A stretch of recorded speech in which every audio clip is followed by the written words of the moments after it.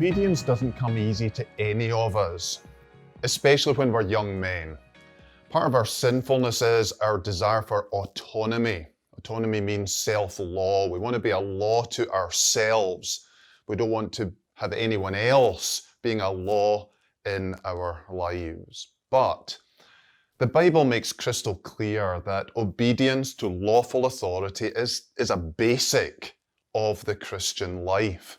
So we want to ask, who are lawful authorities and what are the limits of lawful authority? Well, the first lawful authority obviously is God himself. He's the supreme lawgiver. He is the supreme authority in our lives. He issues commands and expects obedience. He doesn't negotiate. He doesn't consult. He doesn't say, can we come to some agreement? He issues us imperatives with divine authority and says, obey. He expects that from us. Now, God has, thankfully, summarized his law, his moral law for us in the Ten Commandments. And these 10 summaries of his moral law are further expounded in the book of Proverbs, and also by Jesus in the Gospels and by the apostles in the epistles.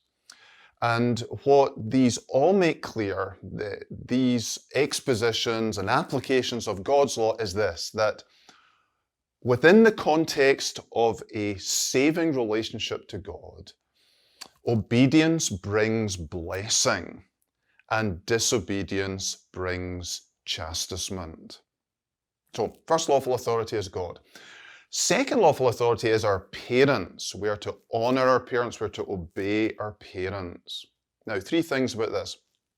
First of all, that obedience is to be in the Lord, meaning that we are to obey their commands insofar as they align with God's commands.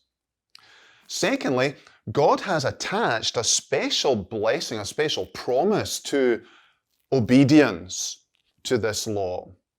He's said that if we obey this law and honoring our parents, that our days will be long in the land, meaning we will have a greater quantity of life and a greater quality of life. Now, there are exceptions to that, of course, but that is generally true. And thirdly, our obedience to our parents lasts until we are married. And then we leave our parental authority. Now we're still to respect and honor our parents, and we're certainly still to love and care for them, especially as they get older. So God, parents, and then I'm going to group together three other authorities.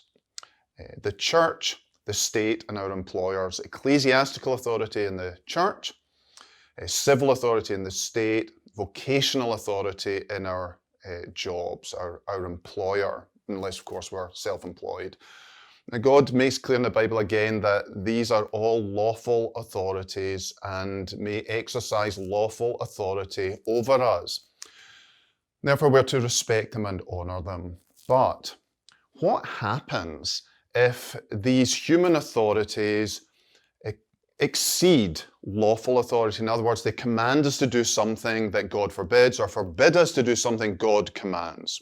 What do we do? Well, the first thing we try and do is try and change their minds. Respectfully, carefully, wisely, we talk, we write maybe to our politicians, we try and present our arguments and try and persuade them that God's law is better than their law. Now, that may succeed, if so wonderful. It may not succeed. What do we do then? Well, in certain circumstances, we have to disobey them in order to obey God. As the apostle said, we must obey God rather than men. Now, that will be rare. Most of the times when we want to disobey lawful human authority, it's because it crosses our will, not because it crosses God's will. But when it does cross God's will, then we must obey God rather than men. So obedience is a core element, foundational brick in the Christian life. And as the apostle said in 1 Peter 2:17, honor all men, love the brotherhood, fear God, honor the king. Real men obey lawful authority.